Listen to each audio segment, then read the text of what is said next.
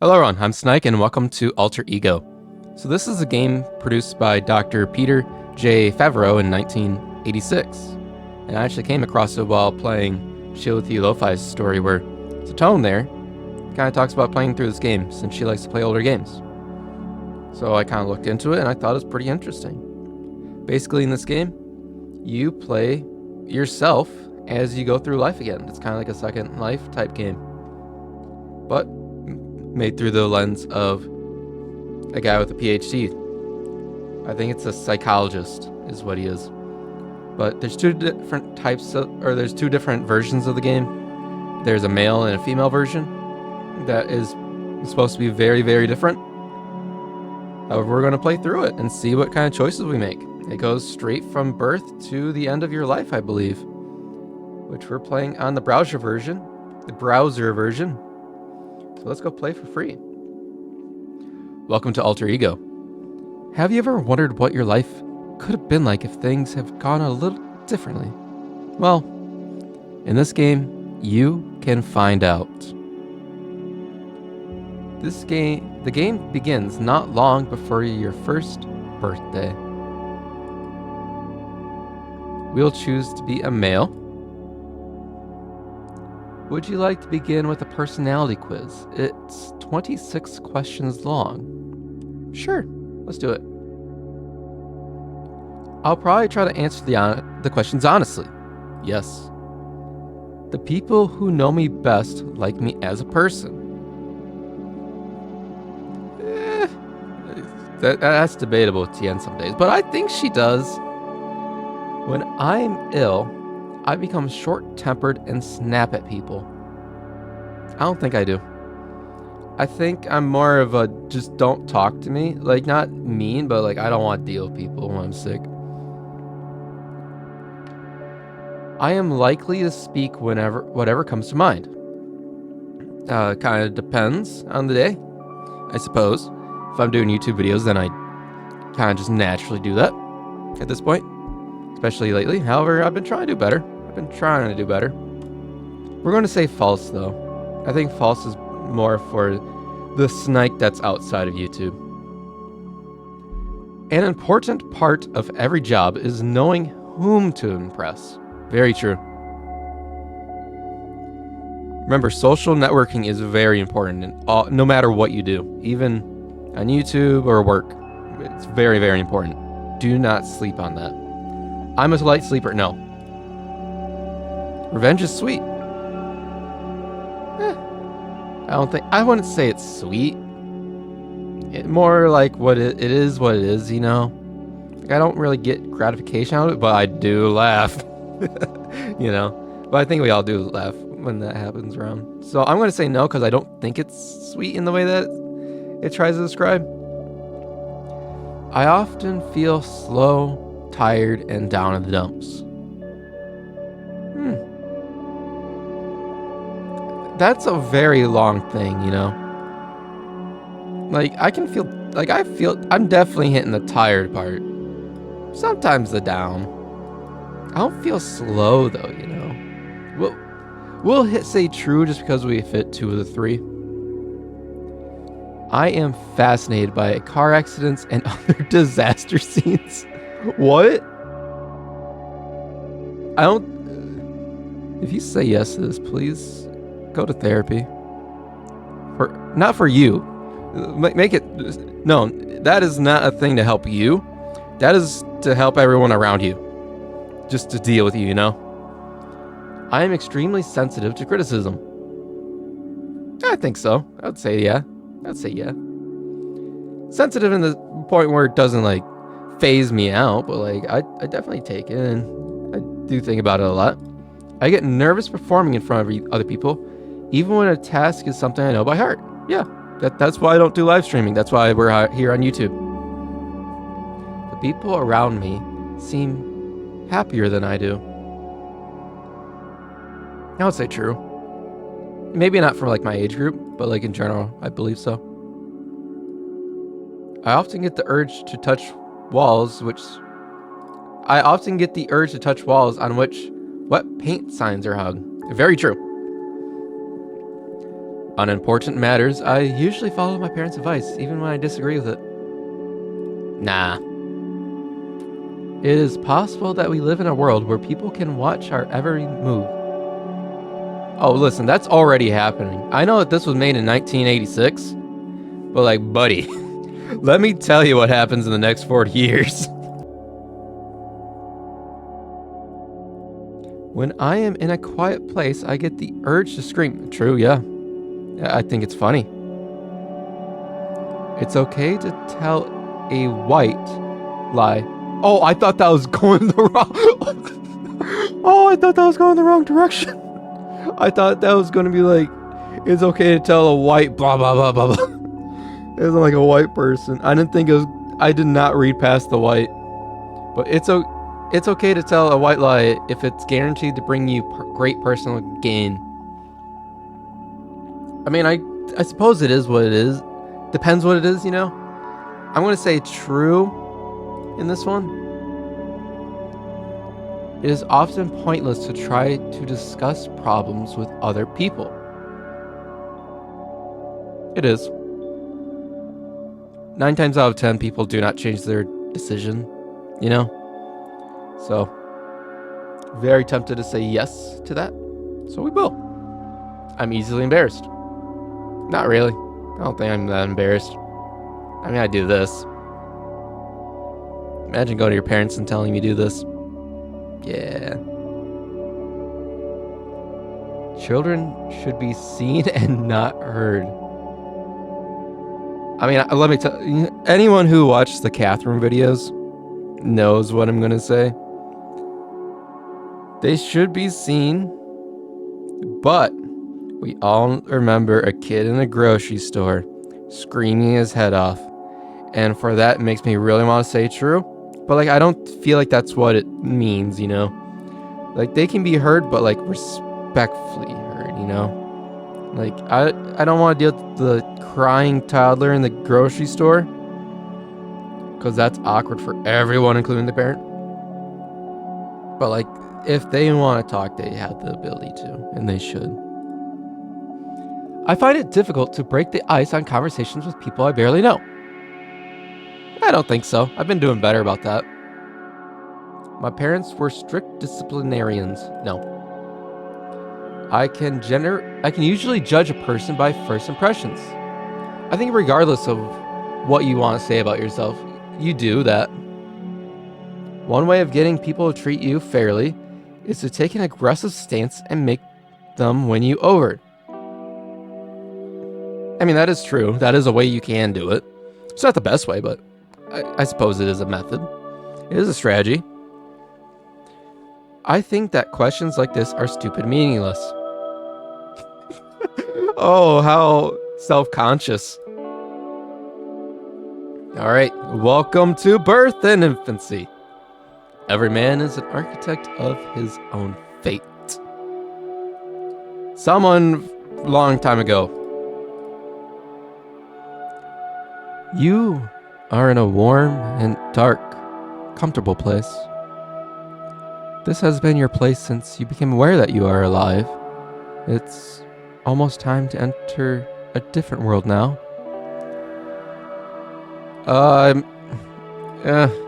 Come out peacefully. Stay a little longer.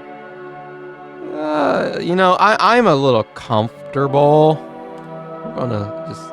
Okay, certainly you can't be blamed for wanting to stay someplace safe and warm. Besides, you are learning early the social merits of being fashionably late. We are now fashionably late. Perfect. We're going to come out swinging. Yes. I can certainly understand how troublesome it can seem to be evicted unexpectedly. You have every right to feel angry. You were getting a little too big to be carried around in your mom's belly. Those backaches were really starting to get on her nerves, you know. Besides, your dad had to suffer through a lot for the past couple of months and wasn't exactly Mr. Sunshine either. Get ready to be born in a flurry of waving arms, screams, and a slap on the bottom. Happy birthday and welcome to the world. From now on, life will begin to change rapidly. You will have to learn to accept responsibility, build up your resources, and manage your physical and emotionally. Manage yourself physically and emotionally. Events that transpire over the course of the next few days include: you develop a mild respiratory infection that causes some concern, but no problems. Your father buys you a baseball bat and a glove for you to use in a year or so. When you get older, your rich Aunt Martha places a $500 bond in trust for you. Oh, what? Oh, this is a lot different. You are in infancy. There are 7 stages of life in Alter Ego. You play from birth until death. Whenever that may be, your game is automatically saved. You may select icons in any order. They are sorted chronologically. Oh, okay. Okay. So they mean... So this is stats. Alter life. We have no job. We are 1. Does it have... Okay. Oh, I wonder if these are randomly generated or if this is just like what you start with. But... Oh, we a rich baby! We got $1,500. $1,500. Okay. We're sociable. That's cool. Okay, next. Okay, so I guess that these 2 we can always choose. Age. Okay. No, we want... Wait, what? Oh, change background color? Sepia? Yeah, let's do sepia. Did that change? What? There is no change there. We're gonna go to the black though. I think that looks a little bit nicer. I like black more for doing these things. Anyway, I think it makes it look less like a browser page game too in the black. But anyway, so we have social, we have emotional, and intellectual, and I guess we kind of just go down. So we'll do social, I guess. A woman walks into a room holding a blanket and a warm bottle of white liquid. Select a mood. Happy! A woman. We're gonna cry though. Happy tears. How could these 2 choices possibly go together? I will let you go back and try to be more sensible. What?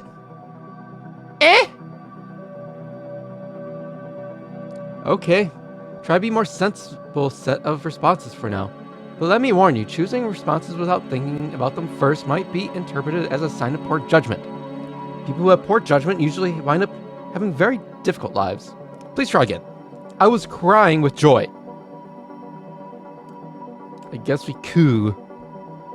Nothing like a nice, warm bottle. And a quick hug from Mom to get a kid ready to face the world. As she walks towards you with the bottle, she sees you smiling and interprets it as a sign that you want to play with her. She picks you up and holds you for 10 minutes. This presents you with quite a dilemma. We're gonna cry. Okay, Mom can see that you've had enough for now. She feeds you your warm bottle and walks away. Okay. Oh, okay, so it's gone. Intellectual. Lying on your stomach in a crib, you notice an interesting object an arm's distance away. It has a round shape at the top and ring at the bottom. I don't even know what that is. Determination. Grasp. You have the fighting spirit of your Uncle Bill. You sneak and crawl on your belly like a combat soldier heading into battle. You reach your destination, grasp the rattle confidently, and drool on it in victory. Intellectual sphere shows a marked increase. We're going to shout in victory. This stimulates vocal cords and language centers in your brain. Good language skills are essential to development. Intellectual sphere increases. If no one is looking, give a little yell yourself for choosing this option. Go on. Did you do it? Yeah! Good. I just gave you a little extra social points for being such a good sport. And now emotional. You don't have many skills yet. As a matter of fact, life is pretty boring. Okay. What? We're gonna be quiet and... you know what? We're gonna be quiet and look around. You look around and see a large blur about 11 inches away from your eye. Every once in a while, it moves. Hey, wait a minute. Just as you thought, it moved again. Oh, what are you doing? Congratulations! You found your hand. This may not seem like a very big discovery, but it is. You will have to learn how to control your hands as part of your childhood development.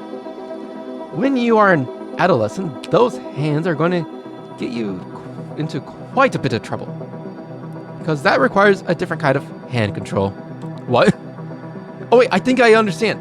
I think all this came from our thingy. The pre-quiz. That's why I'm so intellectual. It really overestimated my physicality, though. Happiness is a little high. Thoughtfulness. I think thoughtfulness should be higher. I think physical should definitely be lower. I don't know what vocational means, but I think that should be lower too. Calmness maybe a little higher. Expressiveness maybe a little lower.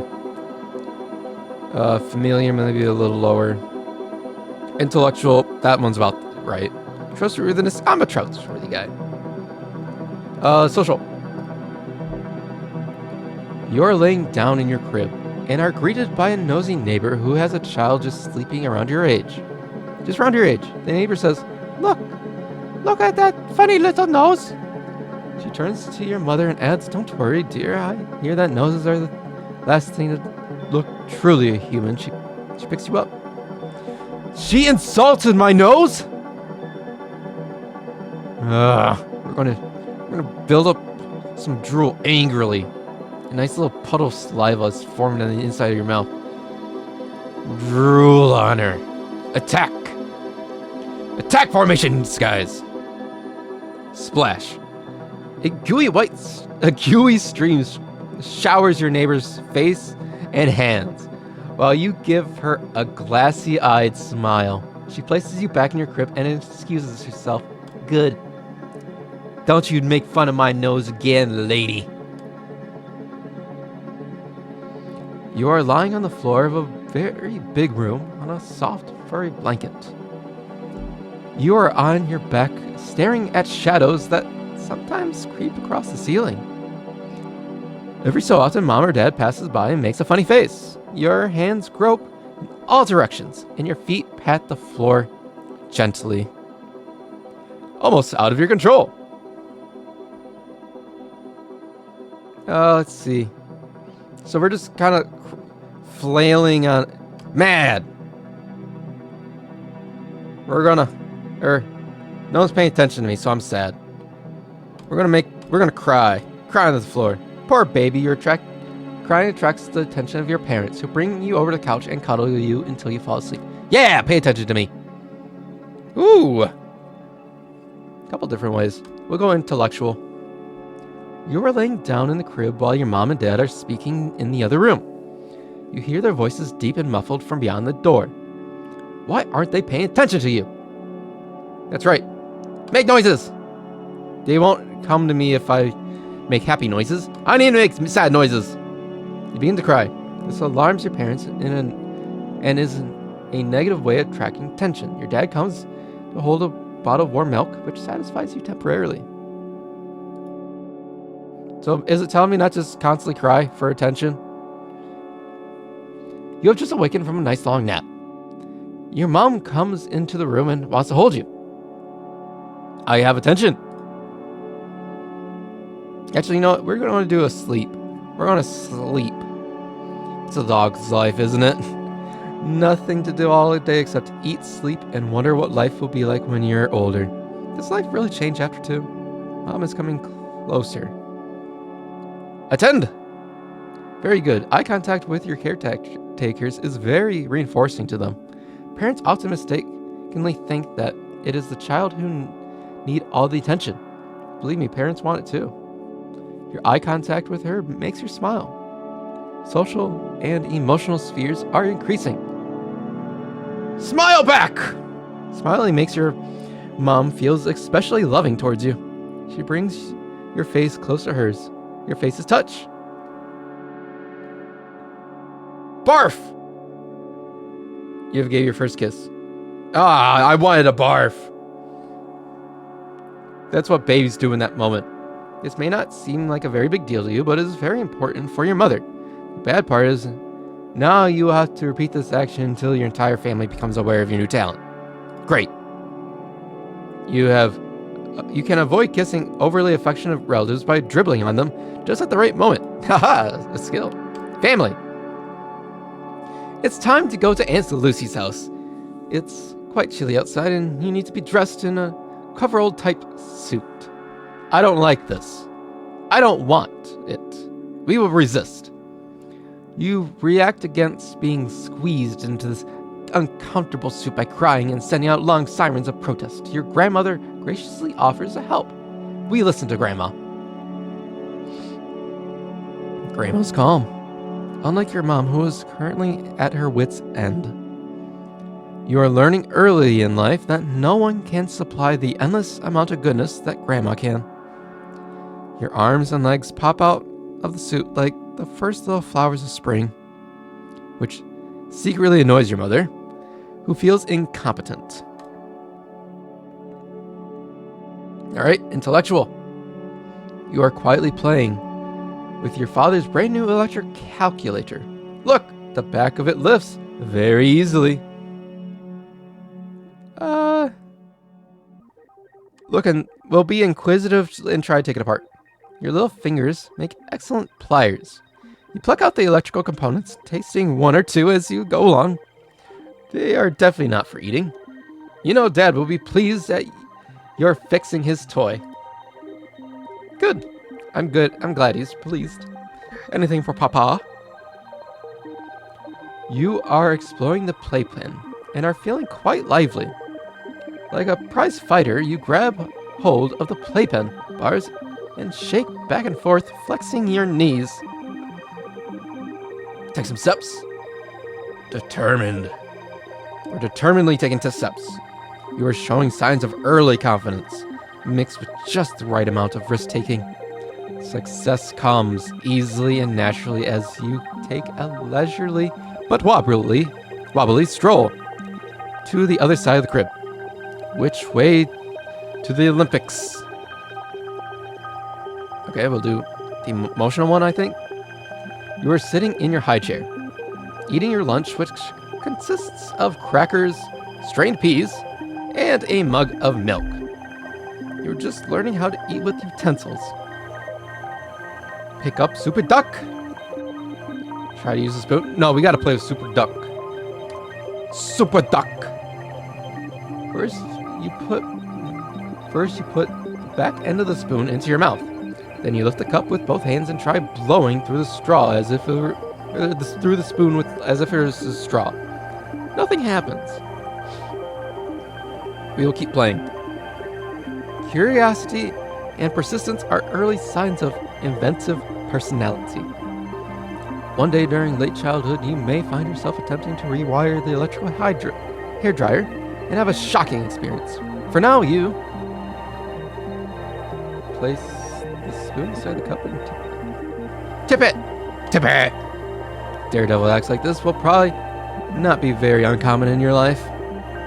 Please try to approach them with at least a concern for your own well-being, if not for the well-being of others.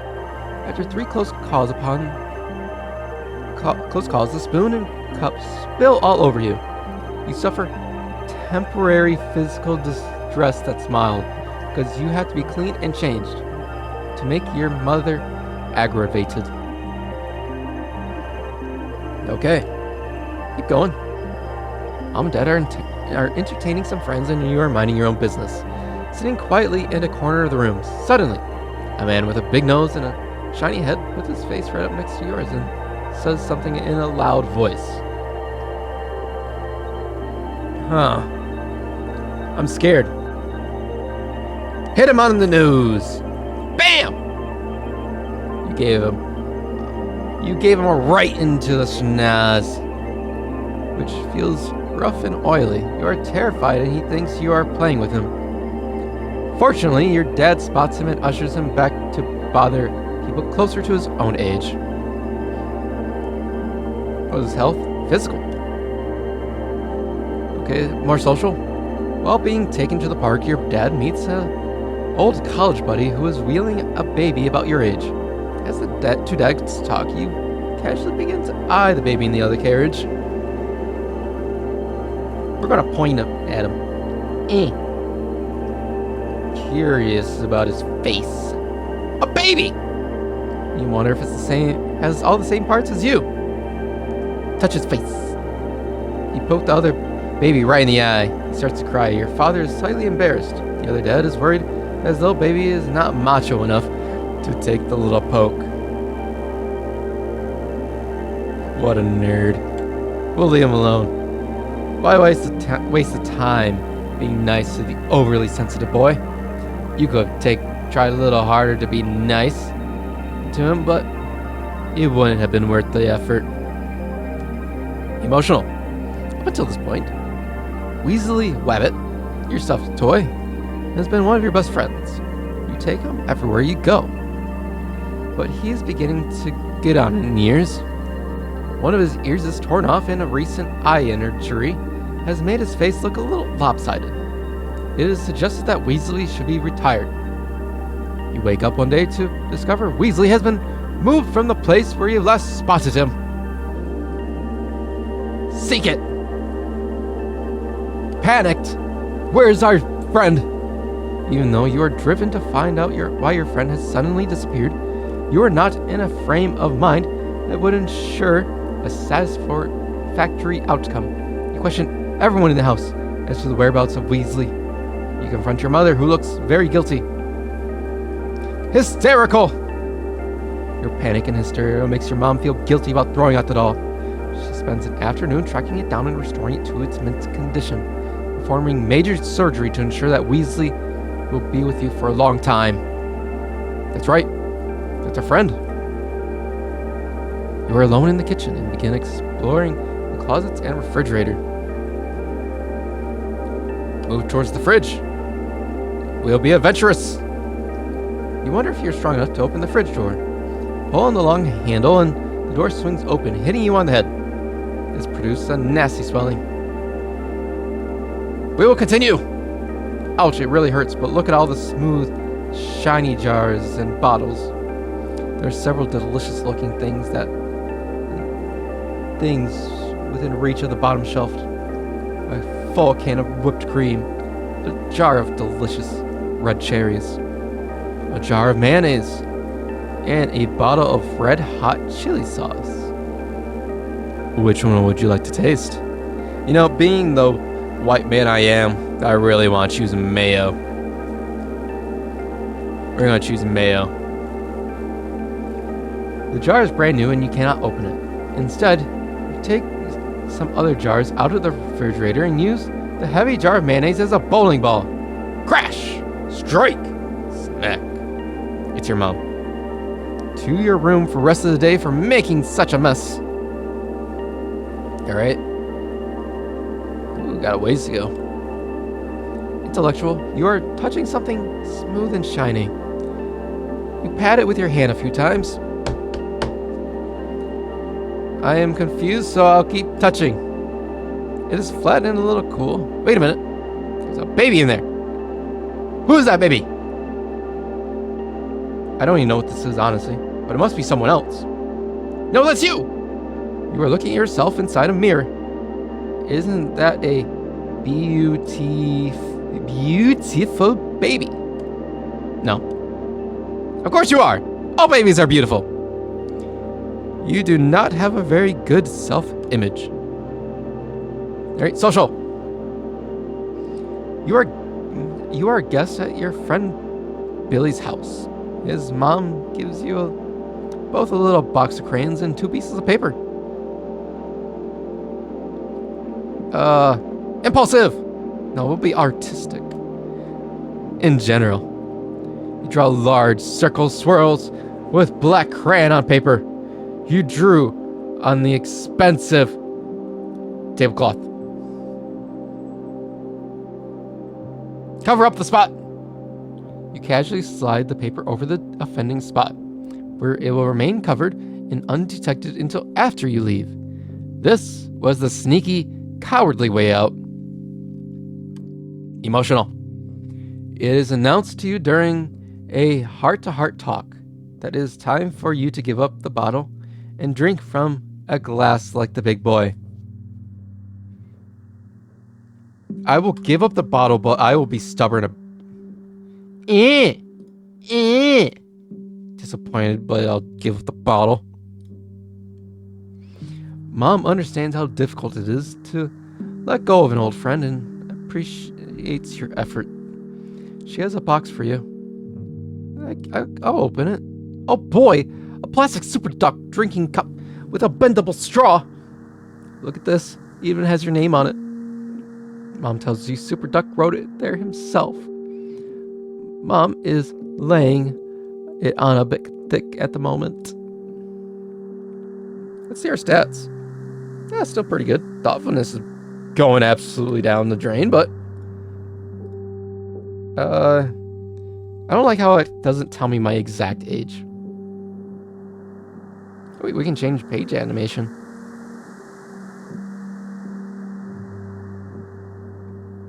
Yeah, I want it animated though.